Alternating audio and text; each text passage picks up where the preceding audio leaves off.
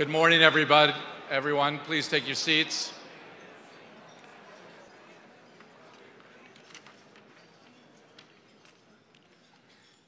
Happy New Year to everyone. Hope everyone had a wonderful Martin Luther King holiday, and thanks for joining us. Before I start the program, I'd just like to take a moment to remember our great governor, Mario Cuomo. His leadership and devotion to New York was tremendous, and we all feel his loss. Our condolences, Governor, to you and the entire Cuomo family. I'm sure right now Mario and Lou are up at the Association for a Better Heaven breakfast, looking down on us gathered here with such pride.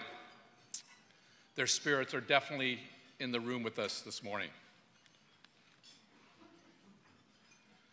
There are many distinguished individuals who are here with us this morning, heads of businesses, labor, civic organizations, elected officials, community groups, civic organizations, non-for-profits, and I would be here for an hour if I started introducing everyone. But there's just a few that I just want to recognize. The Dean of our congressional delegation, Congressman Charlie Rangel, is here with us.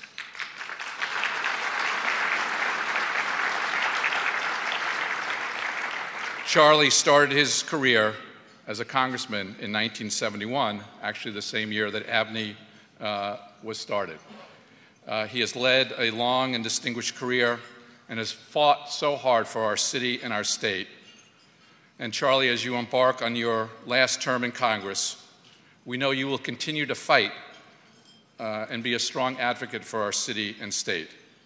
Thank you for your friendship, for your service, and we're so happy that you're here with us today. And Charlie, are you a follower or a leader? Charlie knows what that means. Congressman Carolyn Maloney is here with us also. Thank you, Carolyn.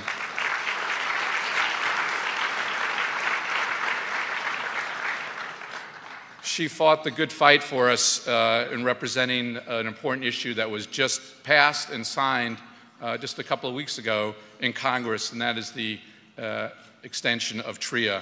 And it's apropos that we were going to be discussing infrastructure today, and without TRIA passed, there would have been thousands of jobs lost, and our economy would have definitely taken a hit. Thank you, Carolyn, for your tremendous leadership. It also shows that when business and government work together in a bipartisan way, things can get done in Washington, believe it or not.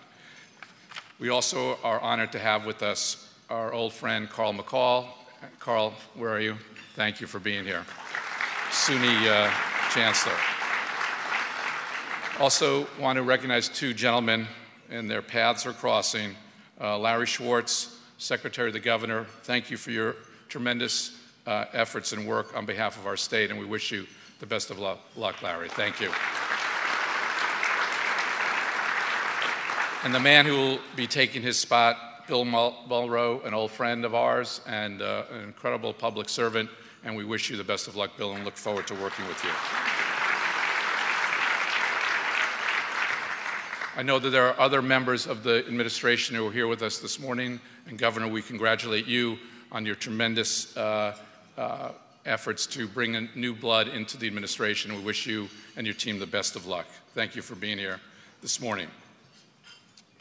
During the long history of our city and state, there has been one common thread running throughout, and that is the strength of our leaders, in particular when leadership is needed the most.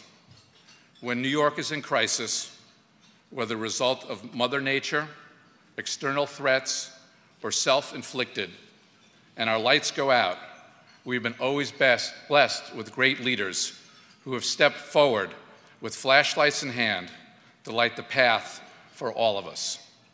We are very fortunate for the leadership of Governor Andrew Cuomo, who has shined a light on the critical issues that have challenged our state, including budgets, marriage equality, gun control, infrastructure investment, economic development and job growth, resiliency, and so much more.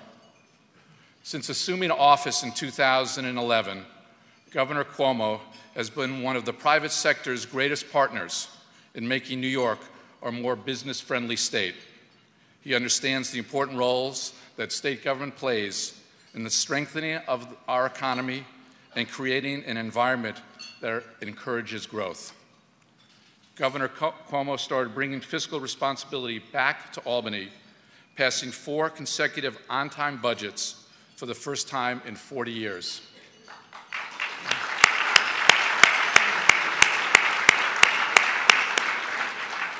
And because he kept spending in line, he's been able to cut taxes. Thanks to the governor, New York now has the lowest middle-income tax rate since 1953, the lowest corporate income tax rate since 1968, and the lowest manufacturing tax rate since 1917. You can applaud on that one, too. All 3 rating agencies have taken notice of the progress that we have made in our state. Fitch, Moody's, and S&P have now given the state its highest credit rating in over 40 years.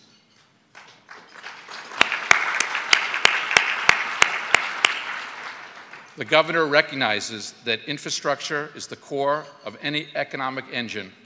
He has made great commitments to rebuilding and strengthening infrastructure across the entire state. He has launched a $25 billion statewide recovery strategy aimed at transforming New York's infrastructure, transportation networks, and coastal protection systems. He has also created New York Works Task Force, composed of leading professionals charged with coordinating and spending $174 billion in existing capital investment dollars.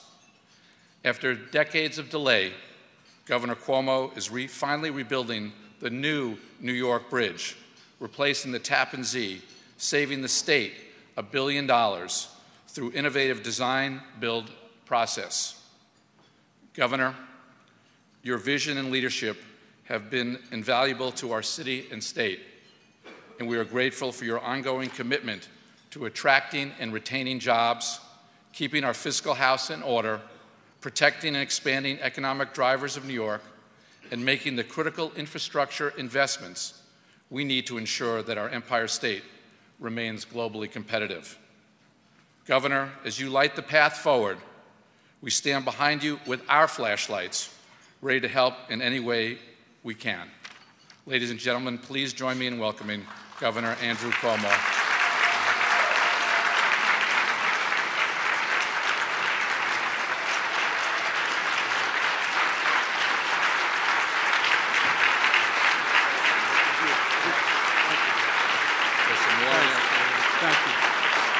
Thank you. Thank you. Thank you. Thank you very much. First to Bill Rudin and Abney, what a really phenomenal job this organization does. Let's give Bill a round of applause.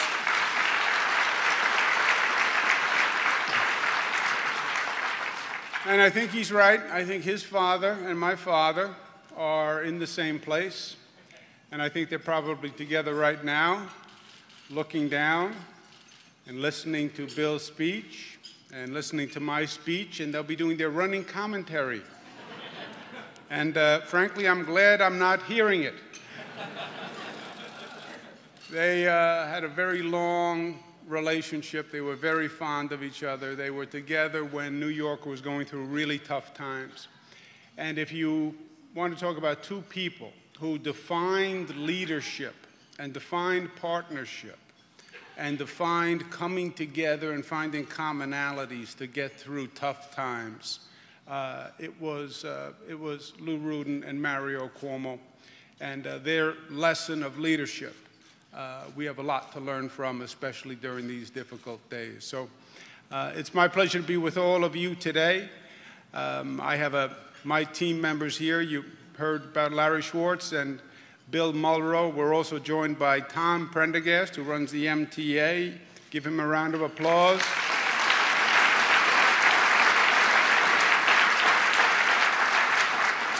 We have Pat Foy, who runs the Port Authority, who's here. And we have Joan McDonald, who's the Department of Transportation head. There are a room full of people who could be acknowledged, but I was sitting next to one gentleman who taught me so much about leadership, and he's here, Mayor David Dinkins. Let's give him a round of applause.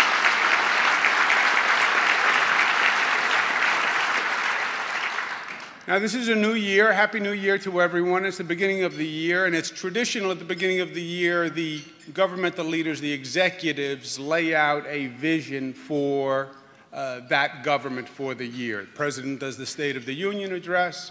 Governors do the State of the State address, which is a large overview of what the plans are for the year. This is going to be my 5th State of the State. And hopefully you learn a little something every time as you go along.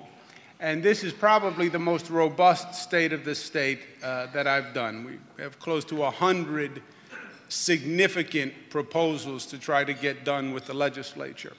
And as you heard, we've had a new level of functionality with the legislature. We passed 4 budgets in a row. This was a legislature which historically was very slow to get anything done. We've been moving quite well. We want to now test that new capacity by actually putting on a more ambitious agenda. So we do the State of the State address tomorrow, but there were so many items that really deserve detailed discussion that it didn't fit in the State of the State. So we're taking a few pieces, and I'd like to discuss them separately. And one of them is the infrastructure transportation plan, primarily for downstate New York. Because the truth is, it's been overlooked for too long. When government runs into a period of dysfunction, or when government runs into a period of stretched resources, the first thing to go is the construction budget, or the reconstruction budget, or the maintenance budget. And in many ways, that's the last thing that should be sacrificed, because that's what keeps you competitive. And this year, I want to catch up for a lot of the work that we haven't done over the past few years, and I want to move forward. So we have a slideshow presentation for you today that will run through our plans relatively quickly, I hope. What makes New York, New York? It's our spirit. It's our audacity, our ambition, our aggressiveness, which is a positive the way we do it. We attract and we move people, and we do it quickly, and we do it safely, and we do it inexpensively. And New York, historically, is a built environment. This is a built space. And we build bigger, we build faster, we build stronger than anyone else, and we always have. There was no building challenge that we shied away from. They would say, well, that's never been done before, and we would say, great, then we should do that, right? Brooklyn Bridge, Verrazano Bridge, Empire State Building, national depression, national recession. People don't know what's going to happen with the economy. We say, let's build the tallest building ever, right when the economy is at its lowest point. 500 miles of underground subway tunnels, which many engineers said were impossible to build when we did it. A 60-mile aqueduct system to get water down from the mid-Hudson. That's the New York spirit. That's the spirit that built New York, and that's the spirit that will keep New York the #1 destination. The transportation system, then, is the circulatory system that makes it all work. And that's what we want to rebuild over these next few years, starting with our airports, because that is the gateway to business. And we really have not kept pace with the rest of the world and our competitors.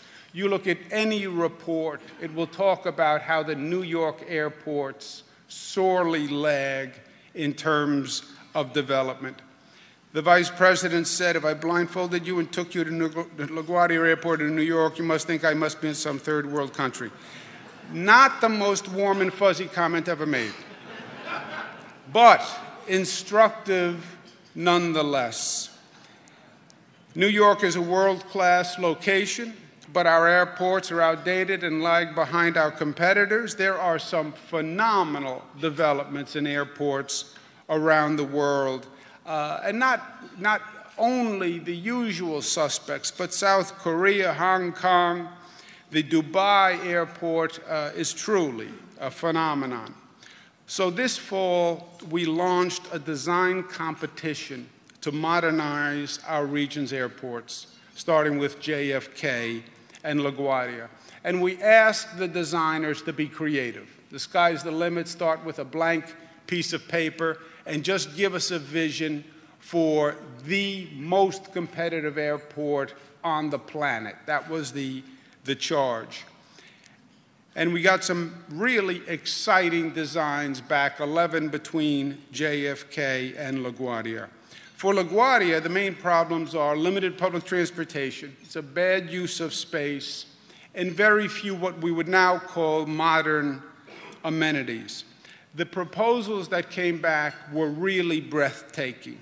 An entirely redesigned terminal, use of the marine air terminal in a much more efficient and incorporated manner with the airport operations, a hotel and business center located at LaGuardia, so people who just want to come to the airport, transact business, they could do exactly that. Personal rapid transit mover, so people could be moved across the airport in a relatively short period of time, and state-of-the-art dining and amenities. I'm partial to Peter Luger, and that's why we put that in the sign, but that's only illustrative, and as governor, you get a few prerogatives, and that's the extent of mine.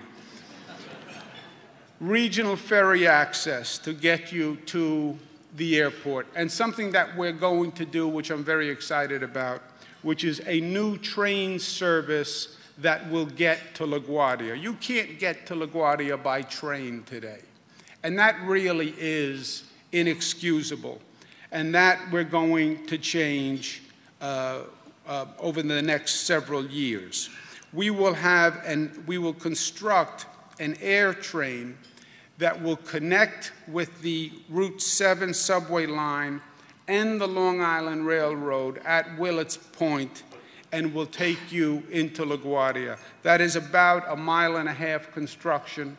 It will run along the Grand Central Parkway in an area that we believe won't create an undue burden to any of the neighboring structures, and connect a one ride from the subway system or the Long Island Railroad to LaGuardia, which is truly long overdue.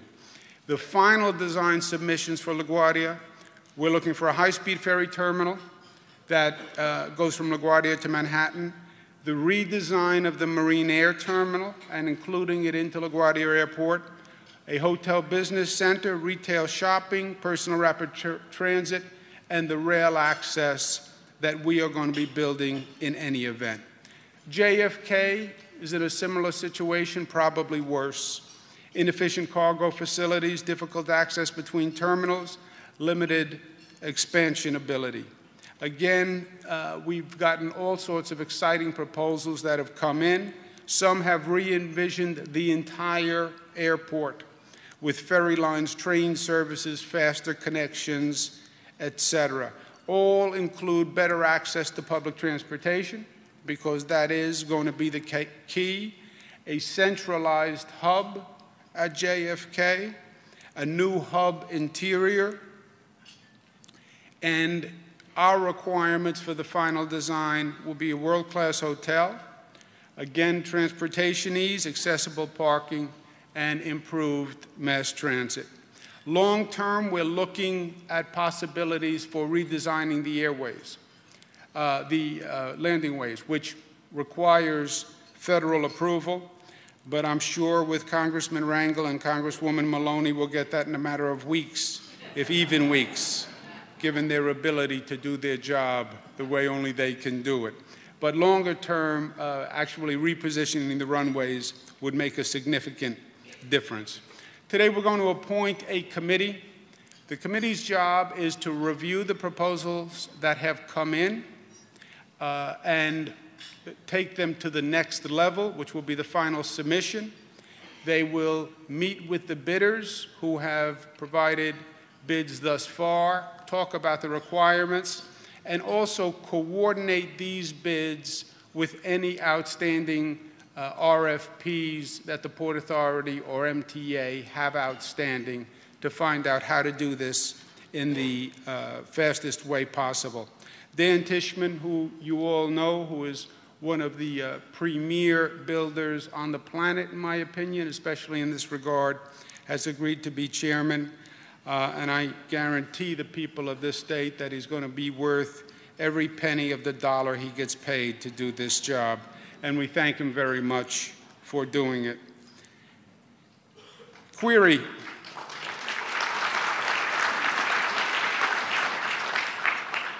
How many New York airports serve the New York City region? Who has the answer? Carolyn Maloney. New York City region, that was the kicker in the question. You were going to add Teterboro. 4 New York City airports, Stewart and Republic. We have never really planned an airport system. We talk about JFK as JFK, LaGuardia as LaGuardia, but we have Stewart Airport and we have Republic Airport. Republic Airport is on Long Island, Stewart is in the Mid-Hudson, and we've never incorporated them into a system before. And we want to do that now. We want to transform Stewart into a cargo destination to meet the growing demands we have for cargo.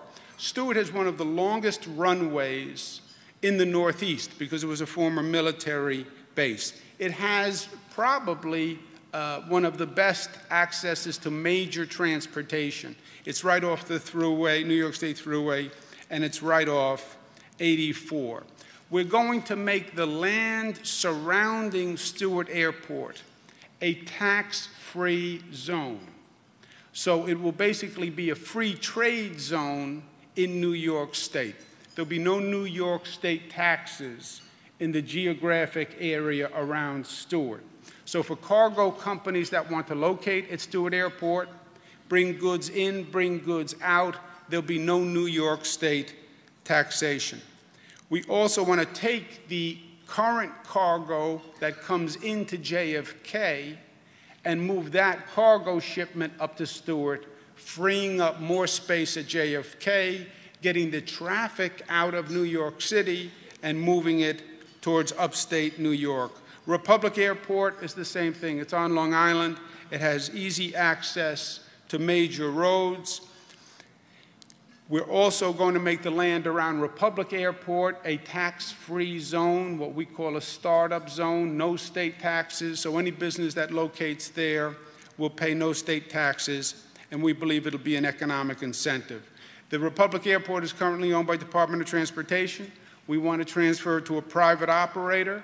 You can run commuter flights to Long Island. If you're going to Long Island on business, you don't have to land at JFK or LaGuardia. You can fly right to Long Island, and also make it a private plane operating terminal. So you don't have to leave the state to access a private plane. You can do it right at Republic. Second, we want to expand public transportation. 8.5 million people per day is served by the MTA. That's why Tom Prendergast gets the big bucks. 70% of all subway riders in the nation ride MTA, 40% of all rail, 20% of all bus. And the use of the public transportation is growing, and it should grow. We're looking at a 15% increase by 2030. To keep pace with that, we're going to have to keep pace with investing in building the MTA. We're building 900 new subway cars, which will be a significant update of the entire fleet, 1,800 next-generation buses, most manufactured in upstate New York, and most using clean energy. Complete the real-time tracking system, 2/3 have it now. Signal improvements to keep the system safer than ever before, and expanding bus rapid transit, which is a big part of the future, and we'll be doing that within the 5 boroughs. Ensure the completion of the 2nd Avenue subway, and link Metro North from Westchester to Penn Station and construct 4 new stations in the Bronx. We've watched the outer boroughs develop. We've watched Brooklyn develop. We've watched Queens develop. This would really take the development of the Bronx to a new level because you'd have much better access coming from the Bronx, Co-op City, Morris Park, Parkchester, and Hunts Point. MTA is also working on resiliency post-Hurricane Sandy. As we've discussed before, Hurricane Sandy was an eye-opener, should be an eye-opener for everyone in this room. I don't believe it was the last. I believe it was the first of a beginning of series of extreme weather events. It was frightening how ill-prepared we were to deal with Hurricane Sandy. And you could see a cataclysmic event in this city by weather if we're not ready for it. And the MTA is working on overtime to make the kind of adaptations we need to deal with that. The Long Island Railroad volume is increasing, and we want it to increase. You look at the development pattern, the concentric circles, it's moving out further and further. People are commuting from now the mid-Hudson, from the tip of Long Island. That's fairly common.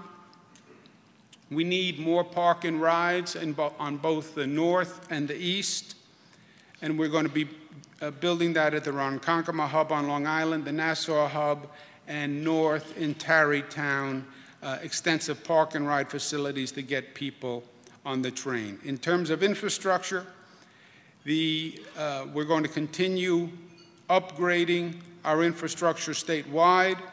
We're going to invest in the thruway to keep the tolls constant on the thruway, so there won't be a toll increase because we want that traffic and we want that volume to continue. And we will also be investing in the construction of the Tappan Zee Bridge to keep that toll down when the new bridge is constructed. Downstate New York, we have a very aggressive reconstruction schedule. Kosciuszko, the Hutchinson, Hunts Point Bridges, Route 10, Atlantic Avenue corridor. High-speed ferry is an area that I believe we can do a lot more with if we take the time and we make the investment. Europe has maximized this mode of transportation. They enjoy it. It's nicer than sitting in a car. Some people think it's nicer than sitting in a train. And it has great potential for New York. Sometimes the initial operation requires a subsidy, but I think long-term it's worth it. New York is a harbor town.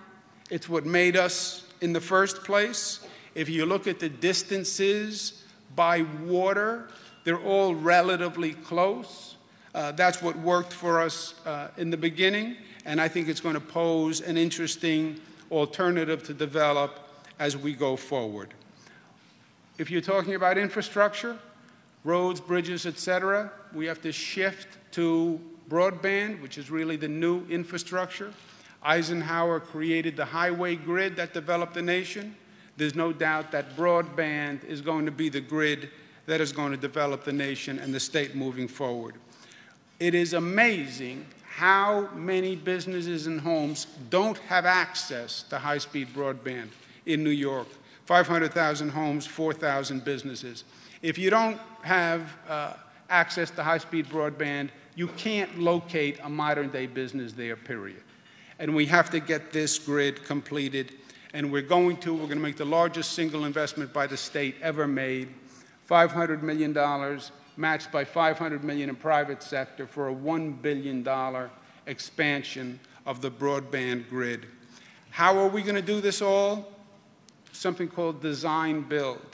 Design build changes the way government builds fundamentally. When you would talk about a government construction project, people would say, here we go. It's going to be late, it's going to be expensive, because many times it was. The state was notorious for slow construction projects. The reason is the state practice was to separate the design and the construction. The state designed in-house all the drawings, with in-house state personnel, sent out the drawings, the bidders bid on the state drawings and gave a price. And then what happened is you went forward with the project, and there was a constant conflict between the people who made the drawings and the people who were building pursuant to the drawings. And it was very expensive, and it was very time-consuming. For the first time ever, we have combined the designing and the building in one function, and the state doesn't do it. We contract out all the design, all the architecture, and then the construction pursuant to that design. We did that with the Tappan Zee Bridge. We saved $1 billion on the construction of the Tappan Zee Bridge. And you want to talk about timing. From the day we announced we were going to build the Tappan Zee Bridge to the day we broke ground was 1 year. 1 year, which is lightning.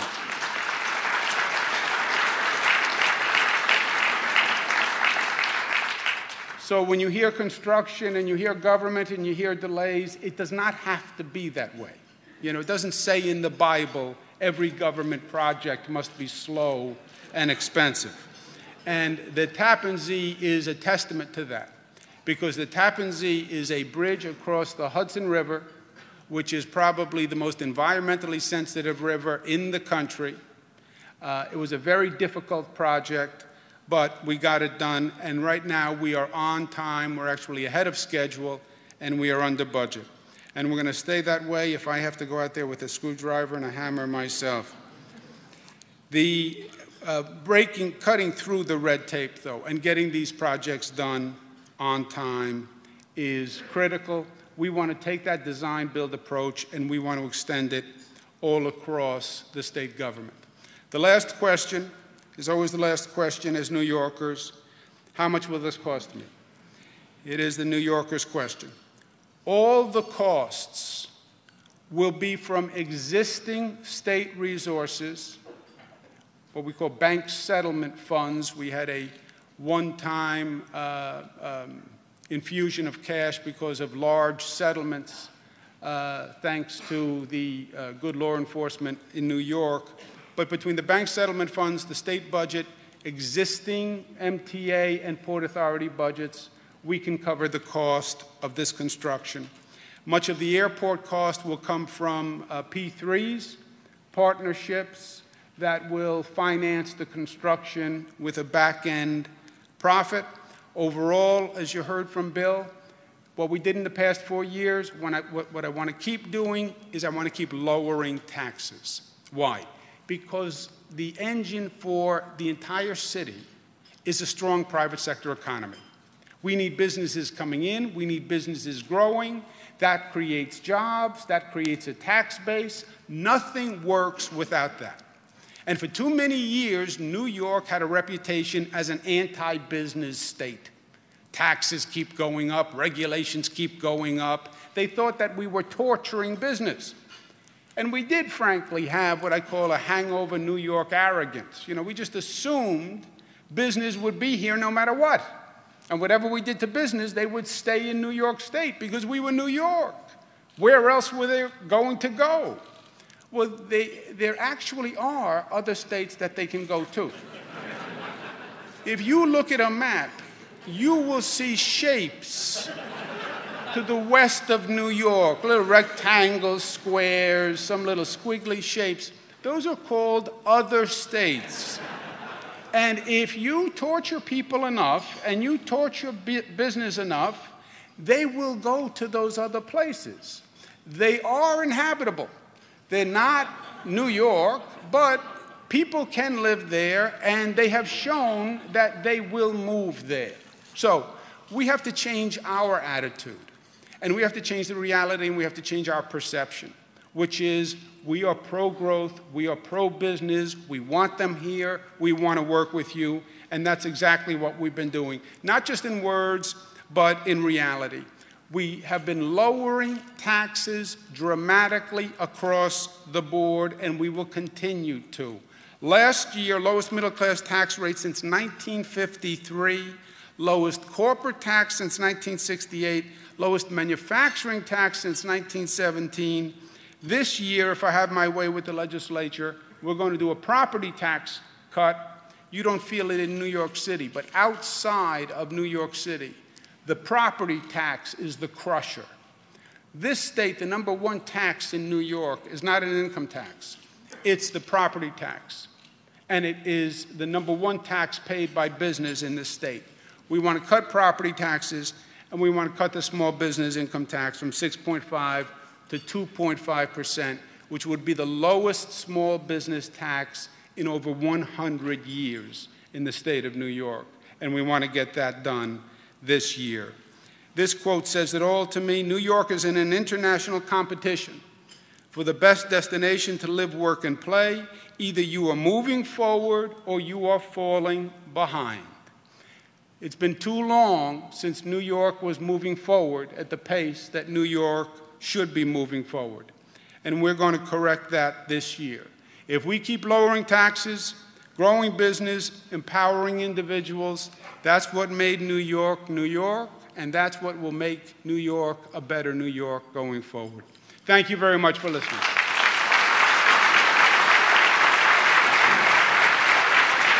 Great. We're going to do...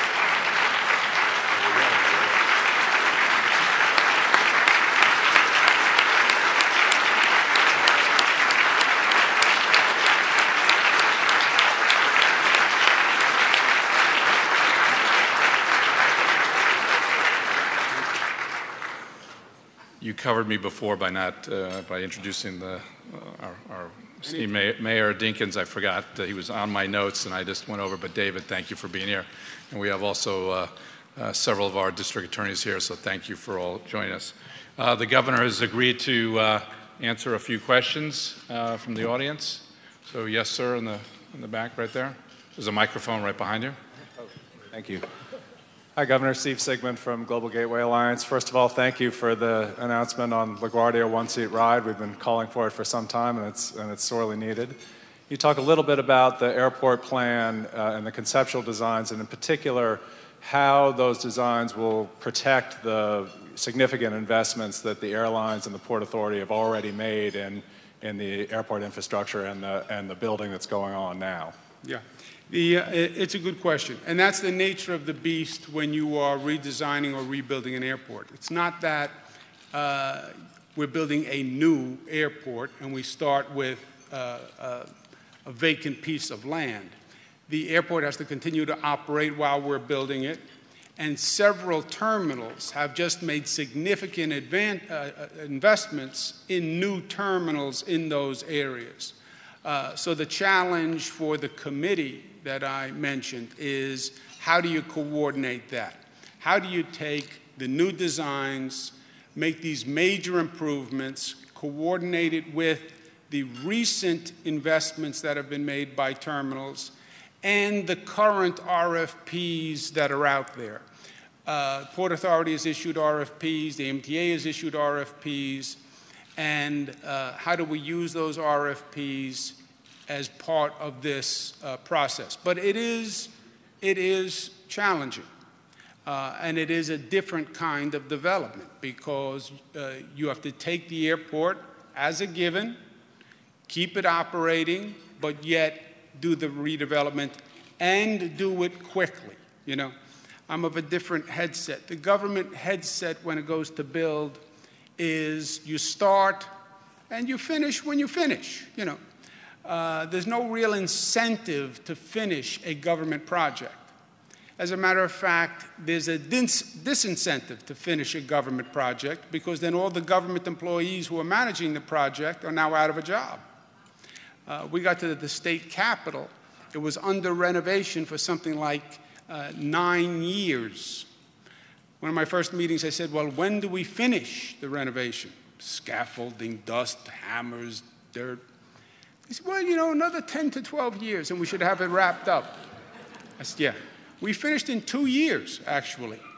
So it can be done, but that's what's going to have to happen here. You're going to have to coordinate it at the same time. And it is going to be challenging. And that's why the committee and Dan Tishman, et cetera, John Zuccotti, who's here, that's why we needed some really superb individuals to handle the task, and I think we have them. Governor, I'm going to ask the next question. On the AirTran you were talking about before, can you give us a little bit more details when it's going to be operational? What's the timeline? I didn't think you got a question. I thought that was in the rules. Moderator does not get a question. Chairman's prerogative. The chairman's prerogative. I never heard that. You had that prerogative. We just are in the initial planning phases of it. The good news is I don't believe we're going to have any significant siting issues. Where you could get really slowed down is if you have a major siting problem. I don't think because of this location, it runs basically along the Grand Central Parkway. It's basically an industrial area. You're not talking about neighborhoods, et cetera. I don't think we should have a major problem there. But at this point, I would not venture a guess as to timing unless Tom Prendergast wants to really go out there with a bold, right? No, huh? Yeah. That's why he's smart. We will have, we need a couple of months to work up the design and then have some real estimates about how long it's going to take. Okay. Next question. Carol Kellerman. Good morning, Governor. Carol Kellerman from Citizens Budget Commission. Governor, you've indicated that you plan to continue lowering taxes and that you can do that within existing resources, presumably by continuing to keep state spending below the 2% growth cap that you have adhered to in your first administration. Is that, in fact, your plan? And if so, how do you propose to keep the pressure on government agencies to stay so below that cap for such a long period of time? The short answer is yes, and the same way we have for the past 4 years. What Carol's question is getting at is this. The state spending was out of control for many, many years. The state spending over the past 50 years outpaced the growth in personal income. So think about that. The state was spending at a higher rate than the people in the state were earning money. You wouldn't think that's possible, but it actually happened.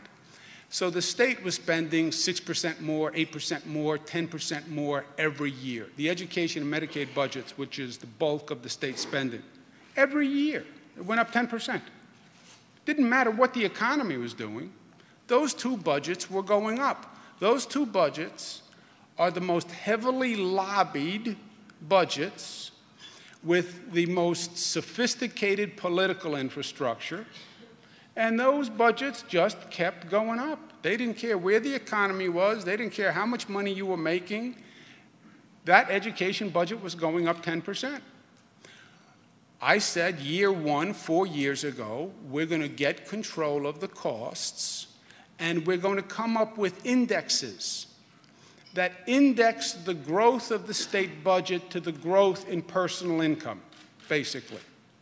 So depending on what happens with the economy, the inflation, the personal income growth, that will dictate the budget. And that is what we did, lo and behold. And then on top of that, we came up with a 2% spending cap, which says whatever happens, we're not going to exceed 2% growth per year. Nobody believed us. They didn't believe it was possible.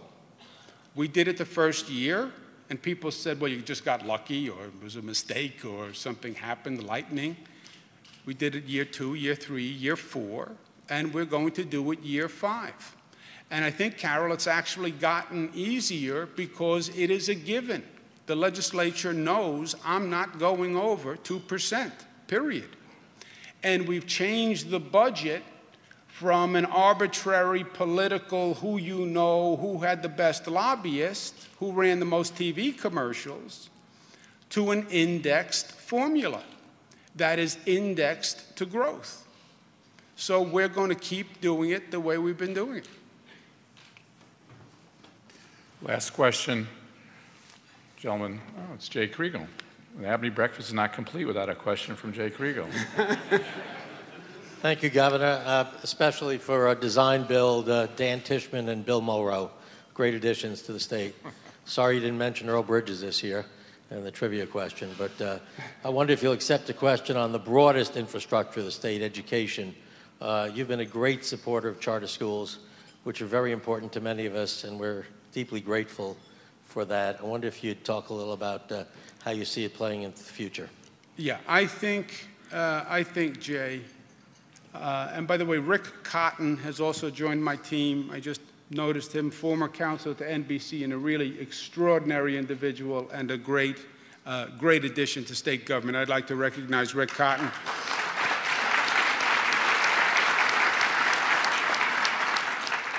Education, to me, is the single most important function that the state performs, is education funding and education regulation, and it probably has been the single greatest failure of the state in many ways. We spend more money per student than any state in the United States.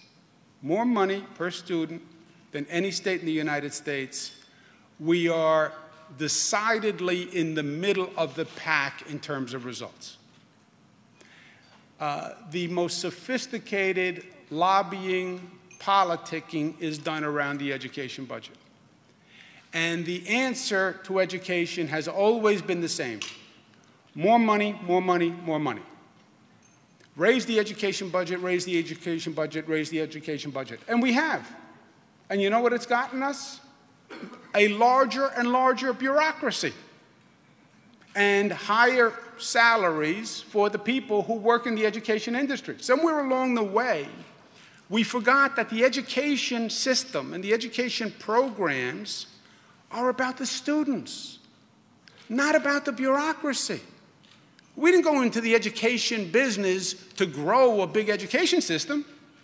We went into the education business to educate children and to help children. And somewhere along the way, we lost that. And it's focused more on the bureaucracy. And make no mistake, that is the sophisticated political machine in Albany. Largest political contributions, the education industry. So, we're spending more money. We spent money that we didn't have. Our spending is higher than any other state, and our results are de minimis. We have failing schools in New York. We grade schools. We have about 178 failing schools. More than half, about half, have been failing for over 10 years.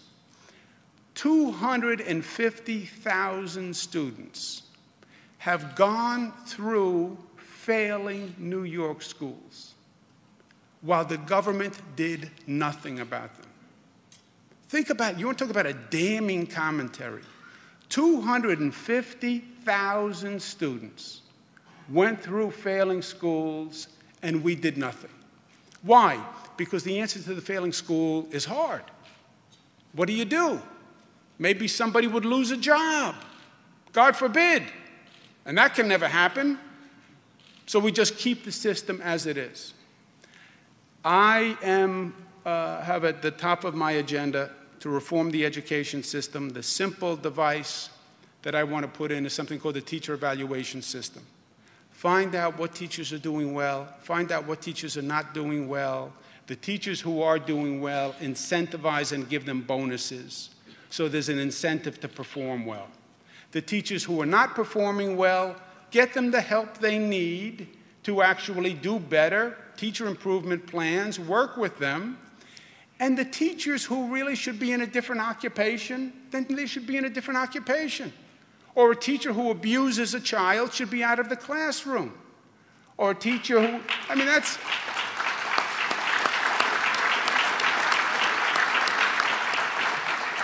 I love teachers. My mother was a school teacher. And I respect the profession, but we have to get the orientation and the priority back to the students and not the system. And that's what we're going to try to do this legislative year.